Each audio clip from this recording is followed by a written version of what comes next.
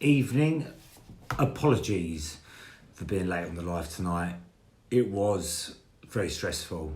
I got to literally the front door and I realised I hadn't got my door key. So I was panicking outside the front of my house.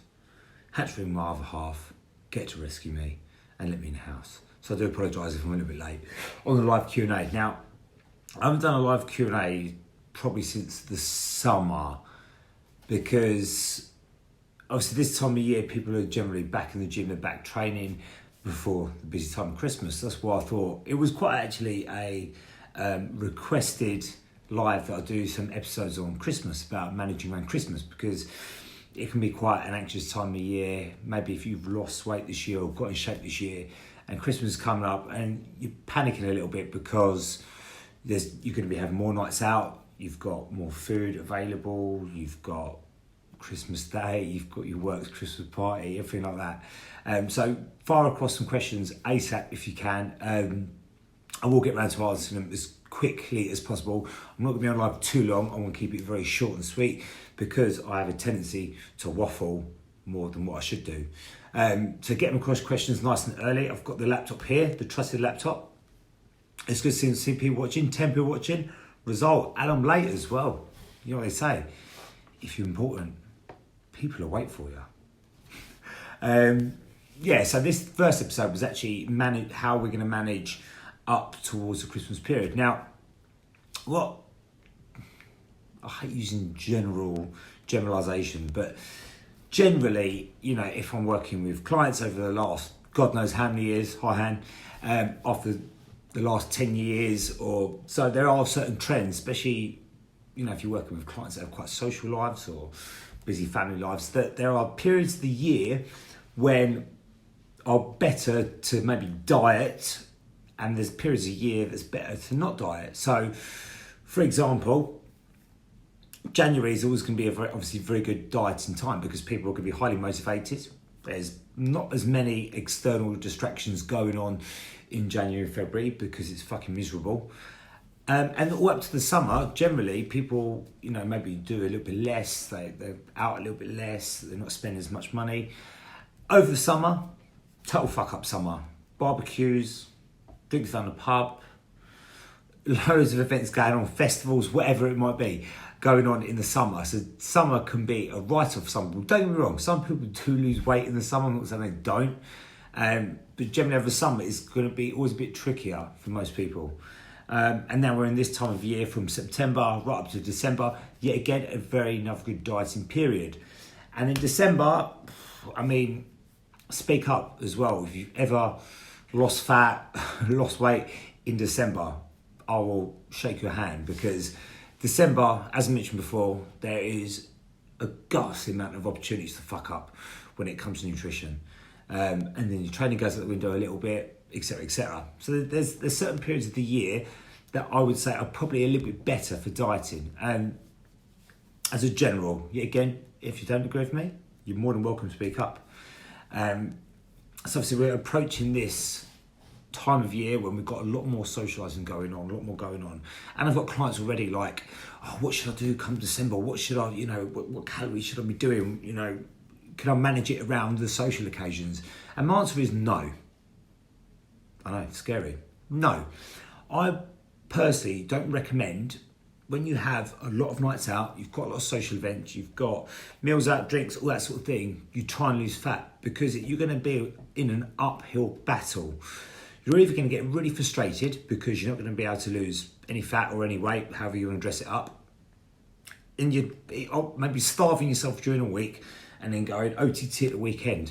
So December or the last 2 weeks, I would always say have what's called a dieting break. Now, if you don't know what a dieting break is when you have a break from your diet, because essentially when you are dieting, you are restricting calorie intake.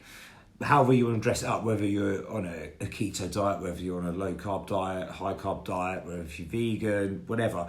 If you're losing fat on your diet or losing weight on your diet, you are restricting calories. So there's a certain period of the year that is probably worth not doing that. Because if you've dieted for, say, 6, 8, 12 weeks, it is worth giving yourself a dieting break. Now, when you say to someone, increase your calories, it scares the shit out of them, especially if they've lost weight in the past and you're telling that person to increase the calories. But I'm just going to get it live up here. Get any questions, guys? Chris Stanford, I see you asked a question as well. I'm just waiting for... I'm actually quite impressed because I was actually quite flustered about 5 minutes ago and I'm keeping my cool. Anyway, so dieting breaks. Now, dieting breaks are good to implement throughout the year when you have busy periods going on. So, for example, if you've got someone dieting for 6, 8 or 12 weeks, just like our game changers who are finishing this week, who have trained hard and restricting calories for 8 weeks, we need to make sure they have a dieting break. Firstly, it's going to be good for their mental well-being to not be on a diet constantly. Because a diet shouldn't be something you do all year round. I mean, when we talk a diet, we're talking about calorie restriction. We're not talking about the quality of the food in the diet. That is more your day-to-day diet, which we still want to take into consideration. But we're talking about calorie restriction. So if we come up to this time of year, when we've got a lot more going on, trying to restrict calories is going to be too hard. So we're going to take what's called a dieting break, which means we're going to take your calories up to maintenance level. Now, when you take calories up, as I said earlier, it scares the shit out of people. But the concept is that you do not gain fat when you take a dieting break if you do it smart. Now, when we're dieting, one thing we always got to remember, our body is in a degenerative process, which means everything is going to down-regulate. I'll always say, example, little analogy, is when you got your iPhone or another smartphone, but when you got your iPhone and your battery goes low and it asks you if you can put it on low battery mode.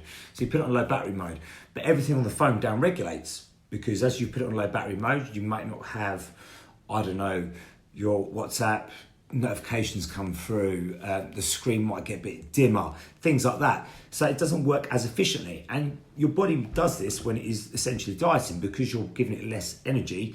Things are going to slow down a little bit, including hormones. So it's very healthy to take a dieting break to upregulate these hormones. Now you've got two big players, hormones when it comes to dieting. You've got leptin and ghrelin. Leptin is going to decrease your hunger and ghrelin is going to increase your hunger. Now, what happens is obviously when you're dieting for a long period of time, we get a lot of hormone produced called ghrelin, which makes us feel really hungry. It's our body's way of going, look, mate, you're giving me less fucking calories. I'm going to make you hungry. I'm going to make your stomach rumble to fuck and force you to eat.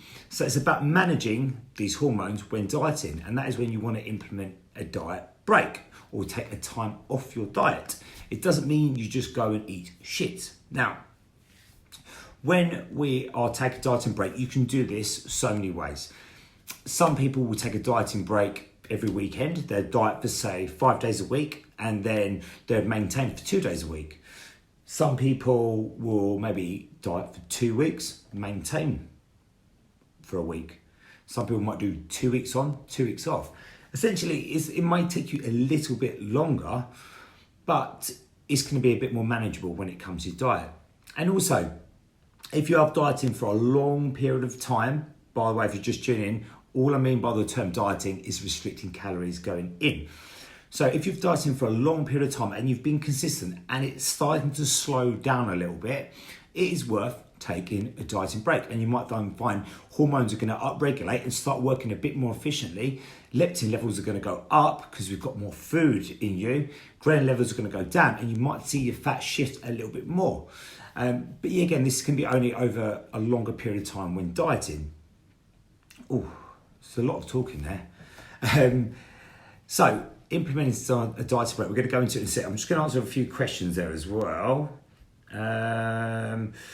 Because in case I might tune off, and I don't want to tune off because I'm on late, and I apologise. Chris Stanford, working over the Christmas is hard, need good on the go food. Yes, it is actually quite hard to pick better options around Christmas because the food is more omnipresent. You've got boxes of celebrations, you've got tins of Quality Street out and, at work and all these things going on.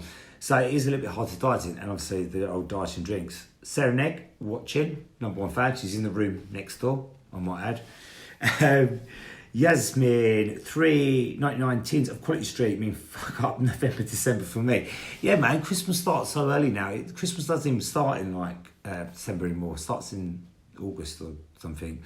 So yeah, so we'll be going more into managing your drinks and your sweets and all that sort of thing further down the line. This is going to be a 3-part series, just a little drop in there. But we're going to go more into that. But we're talking about a dieting break. So essentially, this is what we've done with our Game Changers, because they've worked their fucking asses off for the last Game Changer of 2019. They finished this weekend. So let's say, for example, Jodie. There you go, that's someone on the Game Changers. Jodie.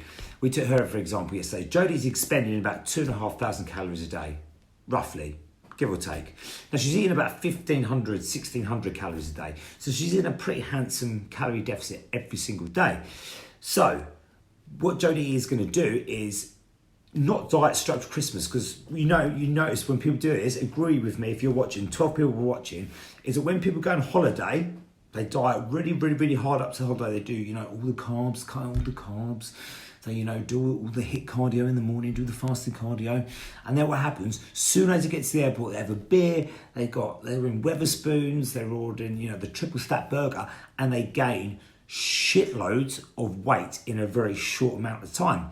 And that's because essentially you're taking your body from very low calorie to super hypercaloric calorie, like out fucking stratosphere. So your body's not used to having super low calorie, then going 0 to 100, as Drake says, all the other way to a hypercaloric diet. So the way we've got to manage it, got to be fucking smart, use your Swede. So if you're on, say, 1,500 calories and you're expending 2,500 calories a day, and we want to take you to maintenance. So instead of us going, right, maintenance 2,500, we're going to go from 15 to 2,500. We've got to take very gradual steps in order to get there. And obviously building up to when your busy time is in December, that might be the 1st of December, that might be the 14th. You decide, you are the viewers. You want to build your calories slowly up to that point, so you're not going to gain crazy amount of weight. So we've got Jodie on the Game Changer. She's on 1,500 calories, finishes the Game Changer this week, smashes it, good pictures, good measurements, what a result. So what she's going to do is she's going to add on 100 calories per day next week. So she's taking it to 1,600. And again, she makes sure she's not gaining crazy amounts of weight. Her measurements are still the same, pictures are still the same. Brilliant. Next week, she takes it to 1,700. Following week, 1,800. Yet again, she's still measuring, doing her measurements, doing her pictures, making sure she's not going backwards with it too much, until Jodie can build up to her maintenance amount of calories gradually over a period of time. It depends obviously how big you're in a calorie deficit by. You could do it in 4 weeks, you could do it in 6 weeks, you can do it 8 weeks. A lot of guys, I know like Ross Cowan from BTA and Emily, they diet for 16 weeks at a time. So they have to spend 16 weeks dieting out of this phase. Otherwise, they're going to gain a shed load of body fat straight away after the show. So they're going to go gradually up, and it gives a chance for their hormones to regulate as well. Because, I mean, you got to understand, when it comes to, all these diets and doing this and this reverse dieting, as we're talking about diet breaks, your body likes to be at a natural equilibrium called homeostasis. I'm very impressed I remember that. Which means your body doesn't like to be dieting really extreme. It doesn't want an excess amount of energy, i.e. food. So it likes to be at this nice level. So anything that's going to disrupt your body too much is going to play havoc with stuff like hormones, up-regulating, down-regulating, blah, blah, blah, blah, blah. So we have to take very small steps. So if you're in a position where you've dieted very well this year, or you've lost weight and you want to maintain over Christmas and not gain any weight, first of all, keep your expenditure up, i.e. make sure your steps and your training, you're still doing that shit. And then gradually start building up your calories up to a maintenance level. I know it's going to be scary, but I've done this with so many clients in the past. I had a perfect example. I had a lady called Lindsay I trained last year. Prime example. She dieted up towards her wedding over 5 months, I believe. Soon as we got to her goal by a wedding and she was, happy with the results, we gradually took her calories back up to the normal amount, which I think was around 2,200 a day.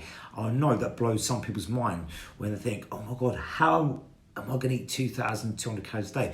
You can, but you have to do it smart. Any other little questions on there? Lucy, very true. Good, couple of tags in there. 6 people watching. It was about 15 a second ago, so I may have, I don't know what's happened. Maybe something good is on television. My apologies, I was on very, very, very late.